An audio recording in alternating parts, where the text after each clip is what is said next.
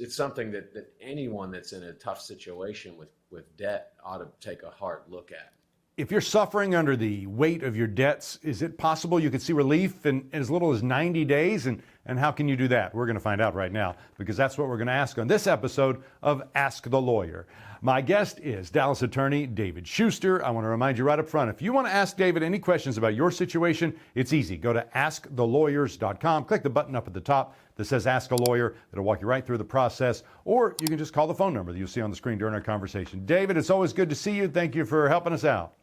Yeah, thanks. I'm glad to be here. So is it possible that someone can file bankruptcy and have unsecured debt cleared in as little as 3 months? And how does that work?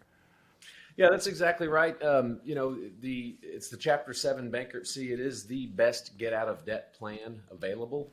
It's not available to everyone, but it's available to a lot of people, and it only takes 90 days from start to finish. The hearing is by telephone.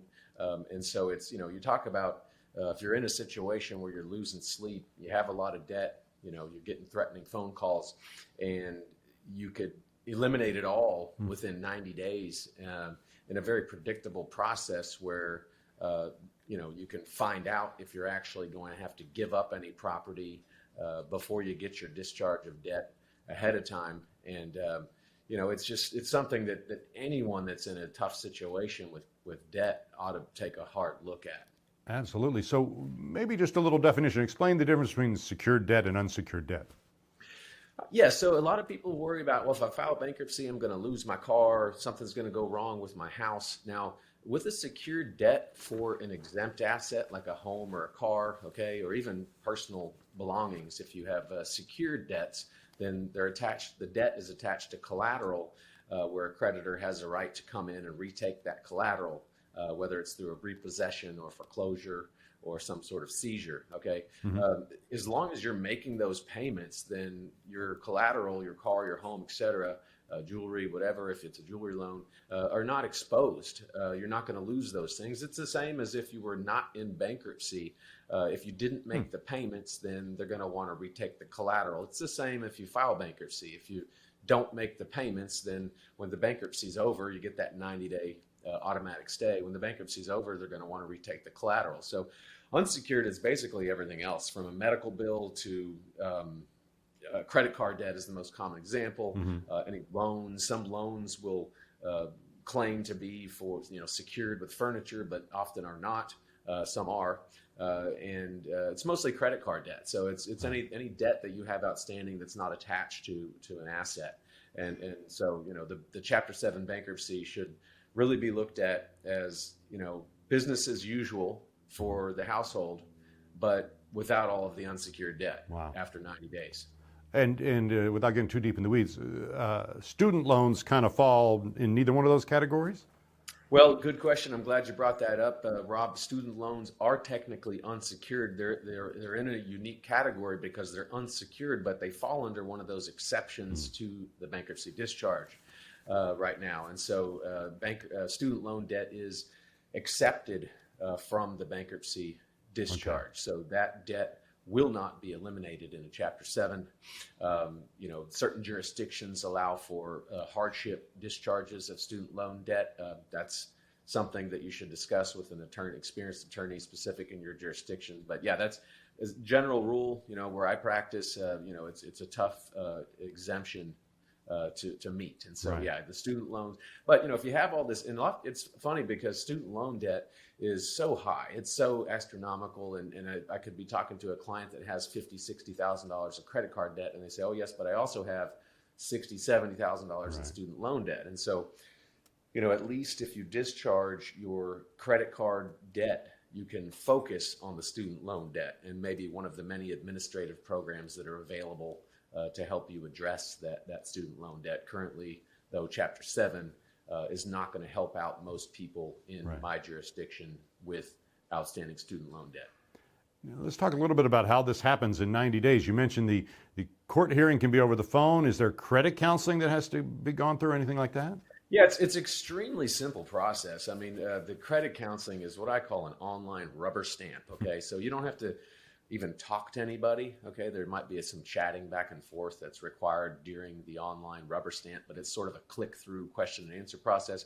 Working with my office or any other attorney's office, you're basically going to be submitting a packet that discloses your financial information, what you own.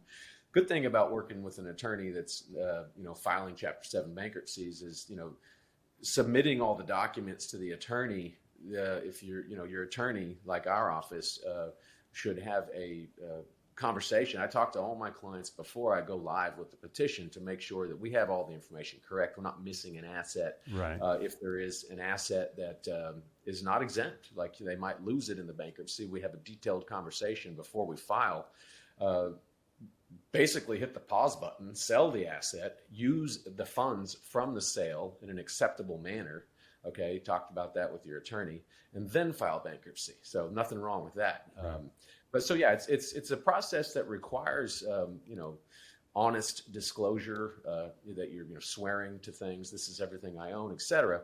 But it's not a rigid process that doesn't allow for you to through your attorney adapt it to your situation. In other words, I talk to clients that have extra cars, extra things, and they can't even afford to pay the attorney fee. So they'll sell the things to pay the attorney fee. They'll sell the assets. Maybe they have a necessary home repair that needs to be addressed right away. They'll do that first, and then 3, 4, 5 months later, then do the bankruptcy. So it may seem like, oh, I got to do something now, but really just getting that relationship with the attorney to find out, to lay out a map of time. Basically, it's like sort of a mental time travel that we all should engage in and do engage in. Thankfully, that helps our species evolve. But the mental time travel is like, okay, if I do this, and this, then this will happen and I'll be out of debt at this time.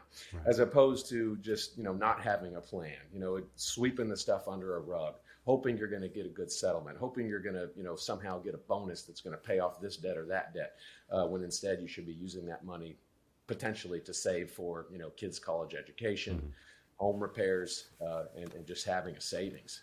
So hoping to hit the lottery, maybe not the best plan, David? Not the best plan. Yeah. I did have a client recently that's, they did hit the lottery, it was before COVID, and used the money when they were not employed. But it's just a rare occurrence please, have a plan. Talk to an attorney and have a plan. Don't be afraid of the word bankruptcy. It's just a word and a connotation that's just people conjure up bad things, if you don't know what it is and what it can do for you. So don't be afraid of that word. What is the reaction you usually get from people when you talk to them and you explain how now they could get out from under this unsecured debt in as little as 90 days? What sort of reaction? Because there's such stress involved with having this much debt. Well, it's just, people that aren't aware of what bankruptcy can do. They're often, their first statement is, I don't want to do bankruptcy. It's like, okay, well, why not? And it's like, I just don't want to do it. And so it's a learning process where they're having to find out and, again, engage in that mental time travel to learn the facts about what it can do for me. And, you're telling me, I always like to lay out a map, okay, well, if you hire me today and you're able to pay my fee by this date, then we offer payment plans, and then we can help you deal with this one creditor that's breathing down your neck. Then in June we can file, okay, and then by September you'll be debt free. You can purchase that car that needs to be replaced by the end of this year. And so you just educate the client, and so the client is often, to answer your question, very relieved when they find out, wait a second here, okay, so after the summertime, I'll be able to walk in and get a car, and I won't have any credit card debt, and my score will be back to potentially a 700 or higher. That sounds like a pretty good deal. You don't walk around with a label on yourself saying that you filed bankruptcy. Nobody really knows unless you're going out to look for some credit. And but again, with such a short time frame there, you're going to be a good credit risk within about 6 months of starting the process.